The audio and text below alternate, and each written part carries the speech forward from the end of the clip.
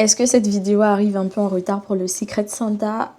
Oui. Est-ce que je vais quand même publier cette vidéo, la faire et la publier parce que je sais qu'il y a des retardataires pour les cadeaux de Noël et de fête de fin d'année? Oui. Donc, on y va.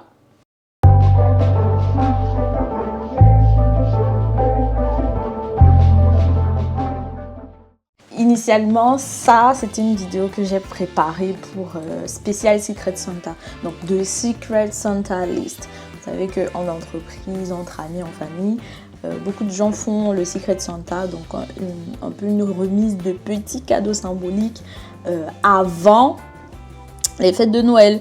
Généralement, ça se fait en entreprise ou alors des groupes d'amis, voilà, qui ne vont pas passer Noël ensemble. Ils s'offrent des petits souvenirs et voilà.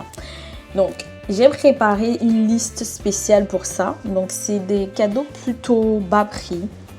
On va aller, je pense, jusqu'à 30 ou 50 euros maximum. Mais en général, le Secret Santa, en fonction du groupe de personnes, donc que ce soit en entreprise, entre amis, etc., c'est entre 5 et 20 euros à ma connaissance. Il y en a qui font un peu plus, 25 euros, 30 euros, 50 euros en fonction de l'accord de tous les membres du groupe, quoi. Côté budget, vous verrez que c'est assez abordable. Le premier cadeau sur ma liste, ce sont les marque-pages. En tant que quelqu'un qui lit beaucoup, je me suis dit, les marque-pages, c'est quelque chose d'intéressant. Pourquoi?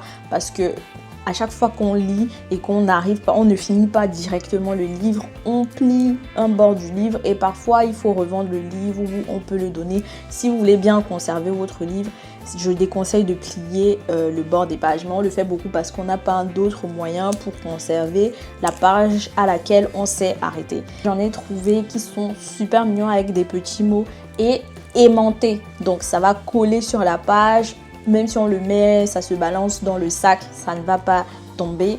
Et j'ai offert ces marque-pages à quelqu'un qui a des livres, qui lit beaucoup. Et le cadeau était plutôt satisfaisant. Je me suis dit, c'est une très très bonne idée. Et je pense me les offrir à moi-même pour tous mes livres. Deuxième cadeau, un livre ou des livres. Écoutez, le Noël dernier, j'ai reçu tellement de livres. Je ne sais pas si je vous ai fait une vidéo où je vous montrais un peu tout ce que j'ai reçu pour Noël. En général, je ne fais pas ça, je ne suis pas sûre de l'avoir fait. Mais les livres, j'ai reçu tellement de livres. En même temps, j'en avais demandé tellement que je voulais lire cette année. Pour moi, ça reste une très bonne idée. Si, encore une fois, c'est quelqu'un qui aime lire, peu importe sa lecture, que ce soit la fiction, que ce soit de l'animé, des bandes dessinées, que ce soit de la littérature, de l'histoire, etc. C'est quelqu'un qui aime lire, offrez-lui des livres. C'est toujours bien de pouvoir lire quand on voyage, quand on se balade, on va dans un parc et on ne veut pas rester là comme ça à regarder les oiseaux. On ouvre une petite page, on lit, on mange, etc. Je trouve que c'est une très bonne idée de cadeau. Pour moi, c'est vraiment indétrônable, un livre. Vous pouvez également offrir une plante. Une plante, c'est quelque chose de vivant, quelque chose dont on s'occupe avec plaisir, quelque chose à laquelle on parle.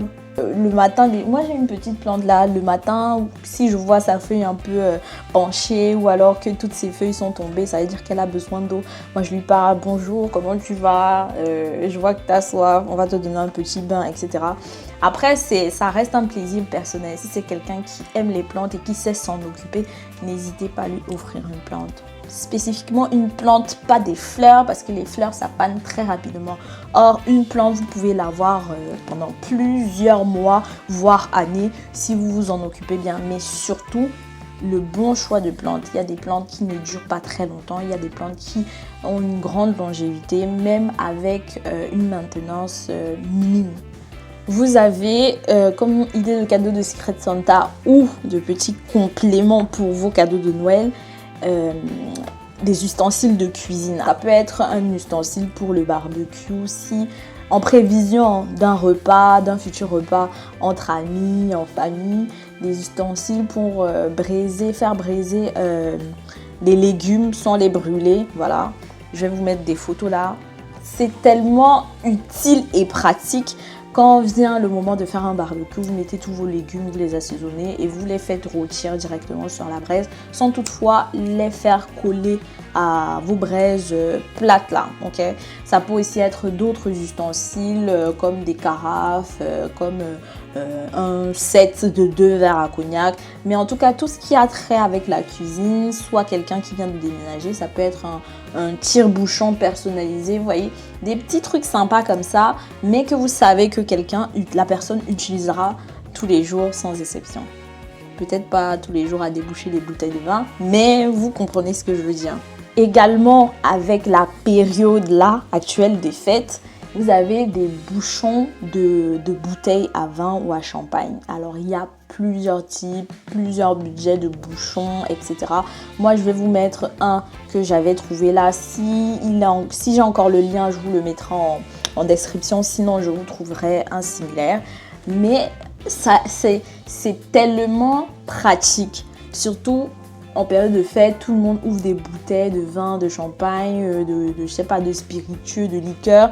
Et parfois, il y a des demi-bouteilles pour les conserver et les boire les jours après la fête. Vous pouvez bien sûr utiliser ces bouchons-là pour garder soit le gaz ou alors garder la saveur du vin et continuer à boire votre vin même 2 jours après.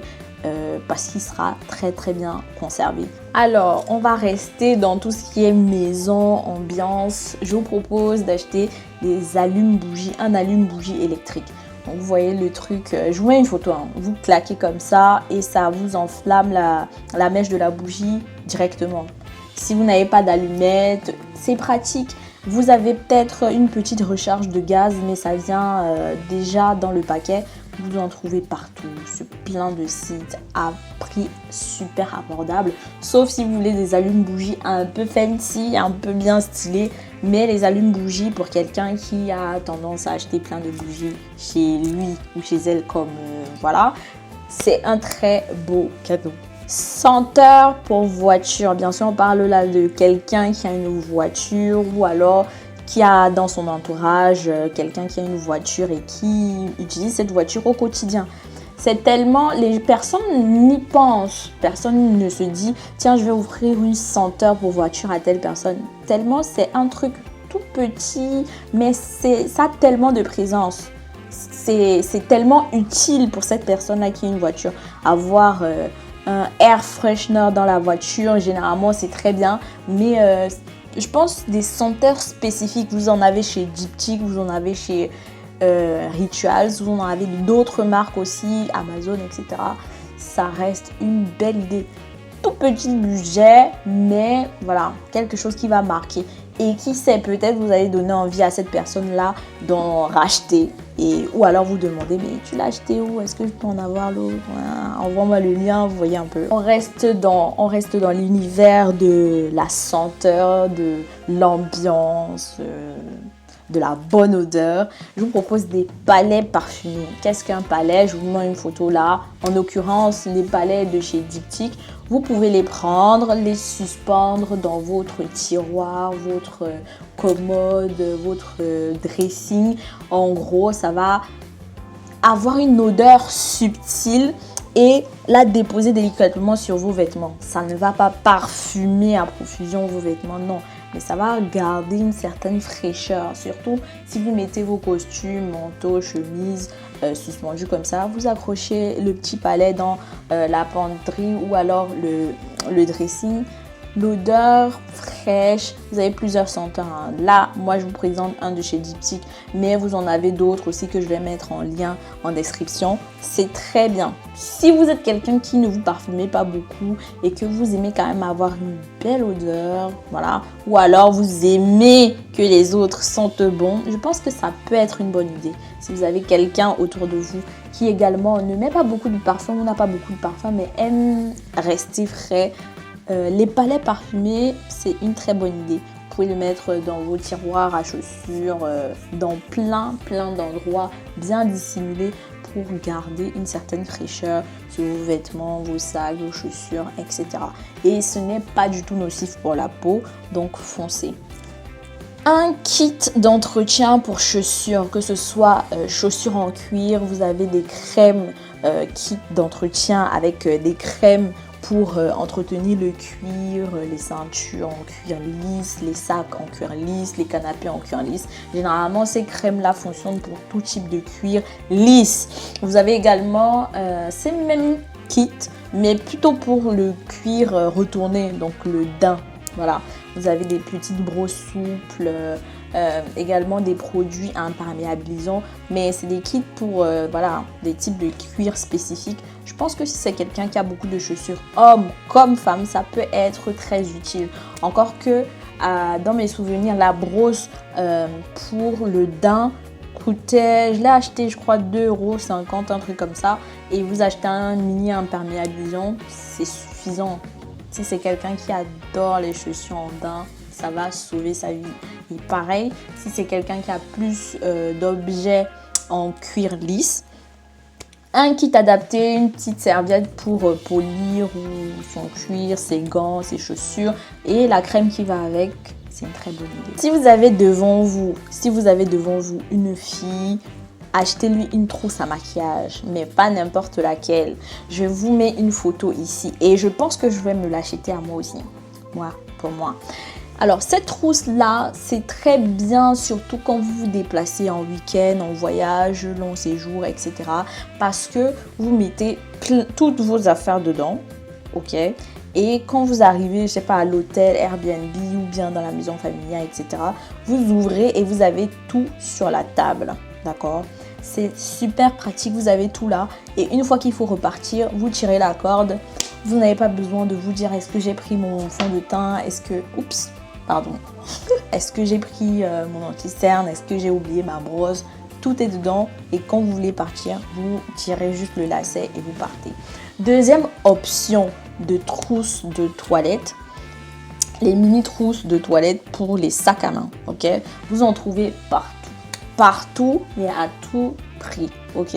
Si vous voulez quelque chose de personnalisable, achetez quelque chose de personnalisable. Si vous voulez le personnaliser vous-même, faites-le également. Mais pour une femme, je trouve que c'est quelque chose de sympa. Pour les hommes, les trousses de toilette, pas de make-up cette fois, mais des petites trousses de beauté, c'est aussi très bien. Vous savez, il y a des hommes qui sont coquets. Ils vont avoir leur petite brosse à dents, leur fil dentaire, leur petite mousse de rasage après rasage ou leur sambon, je ne sais pas comment on appelle ça, ce qu'on met sur la barbe après là, ou une petite huile hydratante pour ceux qui ont la barbe de Papa Noël là. Il y a des hommes qui aiment des petites trousses comme ça d'entretien, c'est aussi un bon cadeau pour ce type de personnes. Alors vous pouvez également offrir des porte-clés, un porte-clés personnalisable de préférence, pas générique, sauf si quelqu'un vous a dit une fois dans la conversation que j'aime tel ou tel porte-clés, mais je pense que ce serait plus parlant que d'offrir un porte-clés personnalisé, d'accord? Et je vous montre le mien. Moi j'ai ce porte-clés depuis 6 ans je crois. Je l'avais acheté parce que j'aime bien les sons des tambours, des instruments africains comme ça. Donc je l'ai mis comme porte-clés et dès que je touche ça, je sais que j'ai atteint ma clé. Donc vous pouvez prendre quelque chose que quelqu'un aime bien, le transformer en porte-clés, voilà, donc en miniature, ou alors faire un petit mot aussi. Vous avez aussi l'option des porte-clés AirTag pour les gens qui perdent tout le temps leurs clés, d'accord? Donc c'est un petit porte AirTag dans lequel vous mettez le AirTag. Alors, il y a l'option j'achète le AirTag à la personne et je lui achète le porte-clés. Il y a l'option je lui achète un des deux. Voilà, vous choisissez l'option qui vous convient le mieux. En plus, les clés, on les a tout le temps sur nous. Donc, si c'est quelque chose que la personne aura tout le temps. La personne pourra penser à vous tout le temps parce que un tel ou une telle m'a offert ce porte-clés parce que je l'ai tout le temps devant mes yeux, d'accord? Pensez au porte-clés, ça reste très intéressant. Optez aussi pour la qualité. Voilà, il y a des petits porte-clés en cuir qui coûtent moins de 30 €, donc ça reste une très belle idée. Aussi, vous pouvez les faire personnaliser si vous le souhaitez. Pour rester dans la même vibe que les porte-clés, vous avez les charms pour les sacs, les bag charms. Alors, c'est des petites figurines ou alors des petits, on va dire quoi? Comment on va appeler ça? Des petits talismans si vous voulez, que vous pouvez accrocher à votre sac. C'est soit sous forme de fruits, sous forme de Pokémon, sous forme de, je sais pas, de guitare. Ça peut être en cuir, ça peut être en tissu. Vous avez de tout budget, de toute forme, de toute couleur, de tout type. Donc ça reste quelque chose aussi qui est un peu sentimental, je pense, comme le porte-clés. Donc ce sera quelque chose que la personne pourra accrocher à son sac, peut-être un sac que il ou elle porte quotidiennement, et donc se dira, ah, un tel ou une telle m'a offert ce bag Charms, et à chaque fois que la personne verra son sac ou portera son sac, pensera à vous. Voilà, je pense que c'est un très beau souvenir. On arrive à la fin de cette vidéo et je vous donne un dernier cadeau, une dernière idée de cadeau. La légendaire tasse. La légendaire tasse personnalisée. Alors, j'ai un peu de mal avec cette tasse-là parce que c'est un peu basique. Et surtout en milieu professionnel, si quelqu'un a trop cherché, il va t'offrir une tasse pour boire ton café ou bref. Pas que c'est une mauvaise idée, mais que ça en devient tellement banal que les gens ne font plus d'efforts. On va te prendre une tasse blanche, on va écrire quelque chose dessus, ton surnom de travail, etc. Moi, je vous propose justement de sortir un peu de cette idée de tasse basique et de chercher des tasses un peu plus originales, avec des formes originales, des nounours ou alors des couleurs originales ou des tasses un peu plus sophistiquées si la personne est un peu coquette. Donc, sortez un peu de cette tasse de travail bien carrée, machin, cylindrique. Cherchez des formes différentes, formes de fruits, formes d'animaux, des messages un peu compliqués, sympas, des couleurs un peu plus extraordinaires que la tasse basique blanche, noire ou bleu marine. C'est donc la fin de cette vidéo. J'espère que ces quelques petites idées vont vous aider, vous qui êtes en retard sur les cadeaux de dernière minute là. C'est des choses que vous pouvez trouver un peu partout. Ok, si vous êtes en retard et que vous voulez un truc vite fait, soit pour compléter un cadeau, soit pour un cadeau parce que vous avez oublié de faire des cadeaux. Et encore, vous pouvez l'utiliser cette année ou l'utiliser l'année prochaine. Aussi, ça peut vous aider pour des idées de cadeaux d'anniversaire ou de fêtes après les fêtes de fin d'année, d'accord? Et si vous pensez qu'il y a d'autres idées un peu plus originales que celles que j'ai citées dans cette vidéo, n'hésitez pas à les écrire en commentaire pour les partager avec moi, mais avec les autres sur la vidéo, d'accord? Merci et je vous dis à la prochaine vidéo.